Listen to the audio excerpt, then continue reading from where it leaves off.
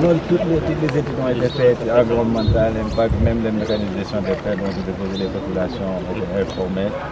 Donc il ne reste qu'à avoir l'emplacement de pour pouvoir démarrer les travaux. Ce sera autour de l'île, hein, toute l'île sera protégée et de l'autre côté sera à partir de Castel jusqu'à la maison des esclaves.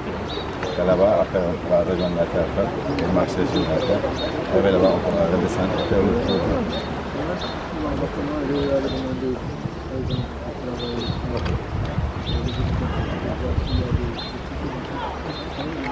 Et toute cette partie aussi, ça c'est l'annexe.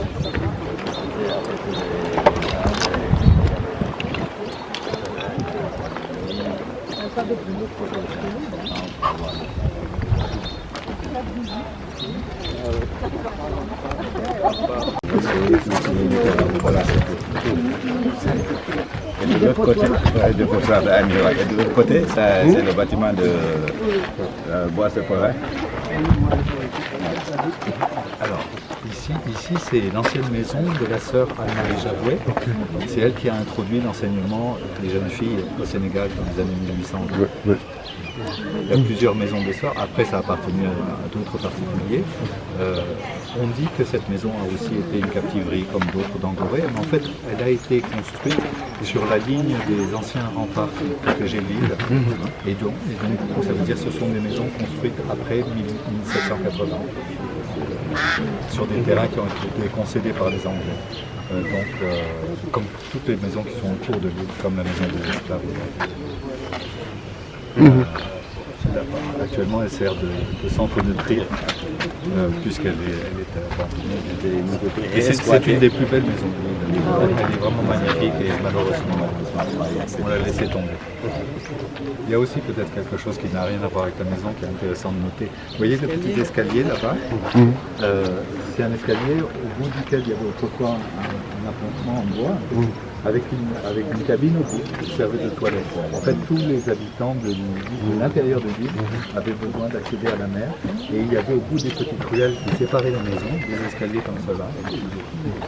Des toilettes, un peu comme à Saint-Louis, comme partout, parce qu'il n'y avait pas de toilettes dans les maisons. Voilà. Il y a aussi quelque chose d'un peu anecdotique, même complètement fortuit, je pense. Ici, on est dans la rue du Chevalier de Boufflers. Et on a exactement dans le même alignement à Dakar, la rue du Chevalier de Boufflers. Ah bon? C'est à côté du palais. C'est la seule rue à Angoré qu'on voit la mer de l'autre côté. Oui, c'est une des plus grandes rues.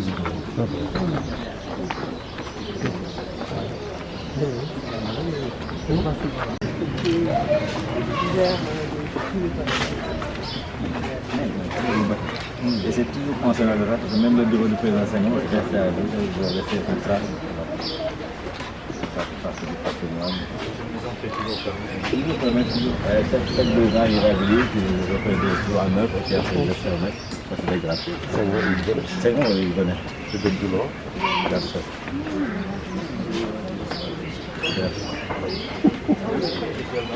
C'était aussi une maison des sœurs, hein, celle-ci.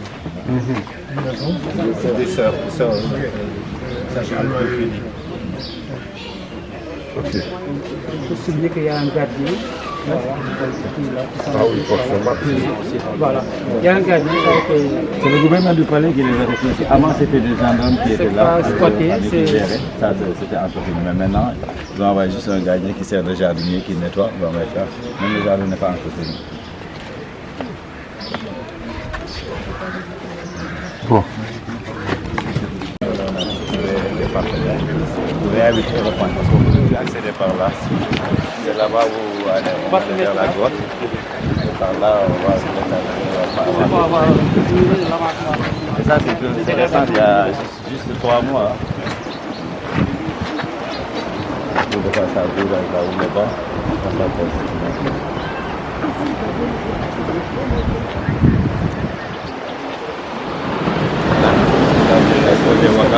Bon, là, ça a été stabilisé par la mairie, mais on sait que bon, c'est pas tellement ça. Toute cette partie était partie, donc après on a réinvesti avec les bâtiments qui sont en rue. On a besoin de partenaires. On a dit tout le monde vient, chacun pense à tout. Facile, on met des pierres, des gravats, on remplit. On a construit un fond de 4 mètres, une fondation de 4 mètres, on a monté en flèche. On a permis de récupérer cette partie, personne ne pouvait accéder. Parce que la grotte dont on a perdu des vestiges, professeurs, les canaux et certains trucs qu'on peut aller voir, qui sont pratiques. Donc ça, on pouvait bien les récupérer, parce qu'avant nous, c'est par là qu'on passe. Ils sont passés parce qu'ils étaient là, mais avec l'affaissement, ils sont partis. À partir de là, on arrive à récupérer, je pense à une équipe pour aller récupérer les remontées, mais il faudrait consolider.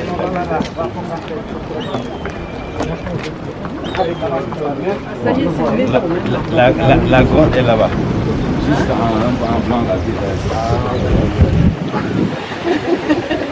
donc, et là, on descendait par là, on marchait. C'est grave. Bon, on nous parle des historiens, de la géométrie, comme ça. On s'est retiré à aller jouer là-bas, chez Cache-Cache, on passait la journée là, on se prenait plus de mer. Et vous avez vu les vestiges de... C'était là, cette partie-là est partie. Donc nous on marchait par là, on allait directement vers la grotte. Et le pont dont on parlait, les gens disaient que ça reliait Dakar à la Gorée, l'autre ça reliait là-bas.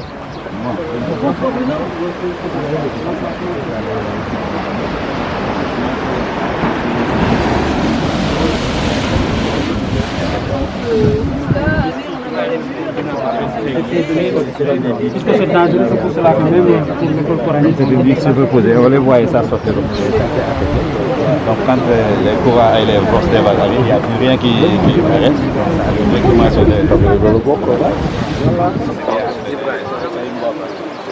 parce que nous on montait pour aller pêcher dessus. Tu parles de la grotte? Oui. Alors, ce qu'on voit là-bas, c'est le début de la digue qui devait rejoindre Dakar au niveau de Pont-Bobès. Ça devait rejoindre Dakar et l'idée c'était d'agrandir le port de Dakar pour que Gorée soit inclus dans le port de Dakar. Heureusement, ça c'était 1940, heureusement ça s'est interrompu. Il paraît que c'est Martin Bois-Castel qui n'a pas voulu. C'est ce que je dis. C'est pareil. Hein. Tu sais, j'avais pas la en 1940. C'est quand ça s'est affaissé qu'on a commencé à sentir l'érosion. On n'a jamais senti ça. Il y a toujours les fondations de cette ville qui existent en mer. Tous les grands bateaux ne parlent pas de passer entre Dakar. Ces digues et les superposer comme ça.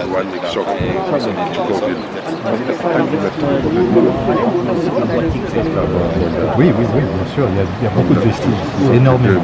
Il y a beaucoup d'épaves autour de Gorée. Et ils ont tout récemment découvert avec Madické Gueye, archéologue. Ils ont découvert 14 points avec des vestiges qu'ils ont trouvés sous-marins. Ils devraient nous envoyer la cartographie. Ils ont fait des fouilles archéologiques. Ils ont trouvé 14 points où il y a des vestiges. En fait, ce qu'il faut comprendre, c'est que ce soit sur terre ou en mer, à Gorée, il y a des vestiges partout. Depuis l'époque néolithique, on trouve des vestiges, des squelettes et autres.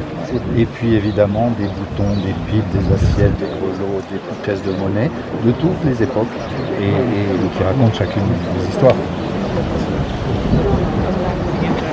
Madické, c'est mon ancien. Oui, c'est pour ça que je l'ai. D'ailleurs, même hier, je l'ai appelé, mais je l'ai pas vu parce qu'on était avec les gars du Waka. Et allait faire de l'archéologie maritime. Il a fait, il voulait m'amener plonger sur il a découvert 14 points en parachute. Mais ça n'a pas d'incidence sur la digue, donc c'est à dehors de la digue.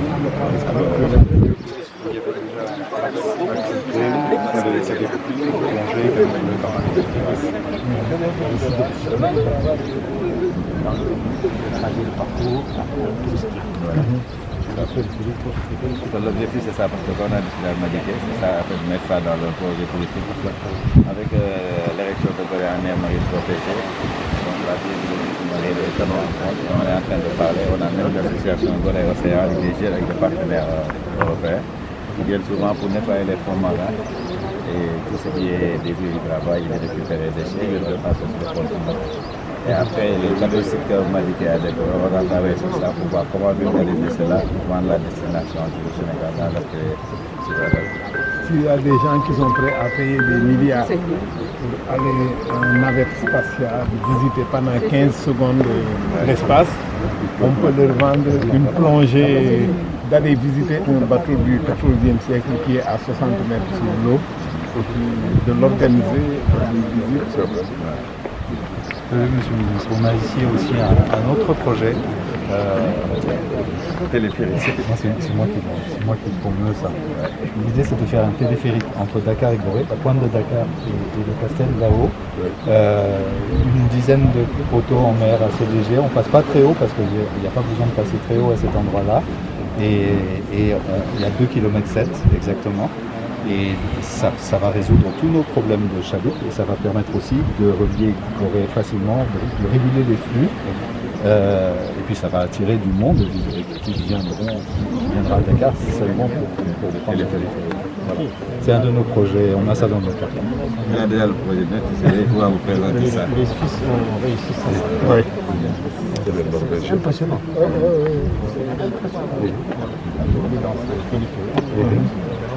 Moi j'ai pris un téléphérique en Chine, mais sur la grande muraille.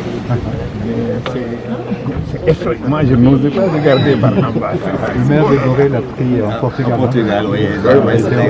On a fait une longue distance, ça fait depuis. Il y a quelque chose qu'on ne sait pas, mais quand on arrive ici sur la falaise du Castel, là j'ai filmé ça en drone, on a une vue à couper le souffle sur Gorée que personne ne connaît. Parce que ce sont des orques basaltiques tout à fait originaux au monde. Et c'est absolument magnifique, surtout quand le soleil tape dans la falaise.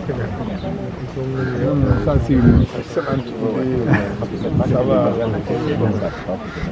Et ça peut même s'autofinancer. Mais je travaille dessus, j'ai créé une entreprise pour ça. Ça s'appelle Société des téléphériques du Sénégal. Le ministre, on y va. Il y en aura d'autres. Il y a des personnes qui avaient passé plus de en France, ce bâtiment a été envahi avec des figuiers sauvages. Et à 17h, personne ne devait passer par cette rue-là. Alors qu'à la même temps, tout le monde contourne. Quand nous avons réhabilité ce bâtiment, les personnes qui ont dit que de leur enfance, ils venaient s'amuser ici dans ce bâtiment en rue. Et ça apporte le premier conservateur pour faire de la petite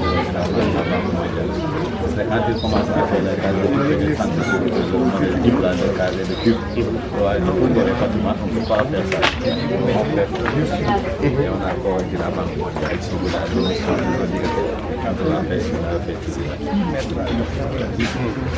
Ça apporte le premier conservateur pour faire de la donc voilà. Là, il est conseiller municipal.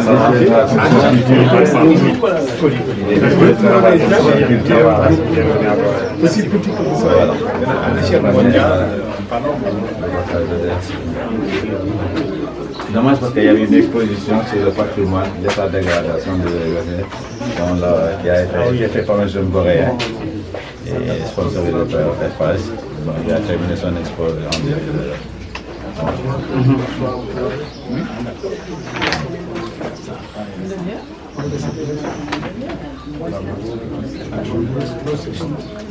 Annie?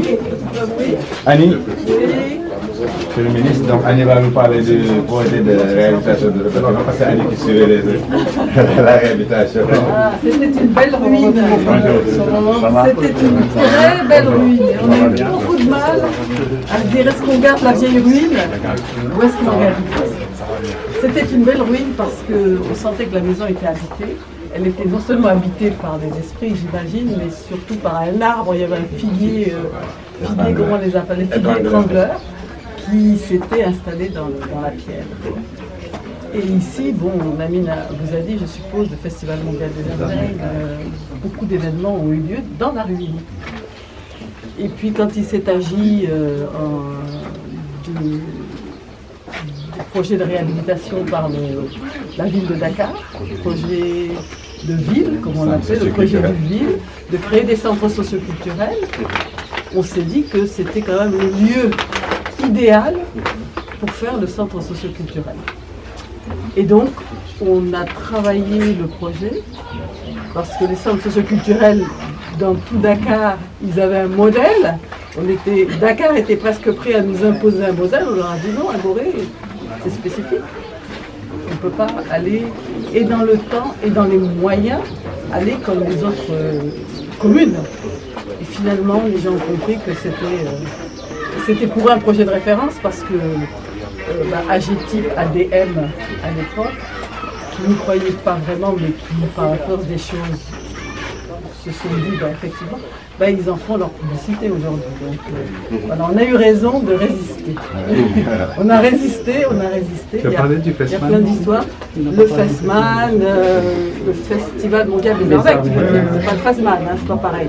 Le Festival mondial des arts nègres, ici, il y a eu vraiment l'une des plus belles, un des plus... Non, en 1966, le premier festival où il y a eu l'une des plus belles représentations et c'était ici, dans une ruine. Il y avait juste le théâtre, tout ça, l'étage n'était pas construit, l'escalier était en ruine, il y avait juste la façade. Et il y a de très belles archives, des photos d'archives de ce lieu. C'est pour ça que nous, on voulait le garder un peu comme ça, mais on s'est dit non, quand même, il faut qu'on avance. Puis on a avancé. C'est une maison de Saint-Jean qui a appartenu à un ancien maire de la ville. Exactement. Les familles de Saint-Jean, semble-t-il, d'après la fille de l'ancien maire, Sing Sing, toutes les Sing Sing, Sing Sing, Dieu, McFay et tout ça, c'est, paraît-il, les mêmes familles. C'est, semble-t-il, les mêmes familles. Voilà, donc voilà, on en a fait ce centre culturel, on a surélevé, on a essayé de garder de penser, parce qu'il n'y avait pas d'archives, que c'était comme ça à l'origine. Et puis on a surtout démonté toutes les pierres une par une. Il a fallu tout démonter une par une, parce qu'il y avait des pierres. Et bien documenter pour savoir que les pierres d'angle et les pierres de façade et les pierres d'en haut et les pierres d'en bas ne sont pas les mêmes. Il y a eu vraiment un travail, c'est ça qu'on appelle la réhabilitation. Il y a eu un vrai travail de réhabilitation. Ça c'est important pour Gorée parce que... Oui, et on a fait de la formation aussi sur le montage des murs en pierre de jeunes Goréens il y a tout un travail qui a été fait à ce niveau-là. On a essayé de respecter les sols, donc les sols en ciment. On a reconstitué l'escalier partiellement. D'ailleurs, vous allez voir, on voit les pierres anciennes et les pierres nouvelles. Donc voilà, et on a essayé de lui donner une existence. Il y a une très belle salle dans laquelle on va aller, d'autres salles.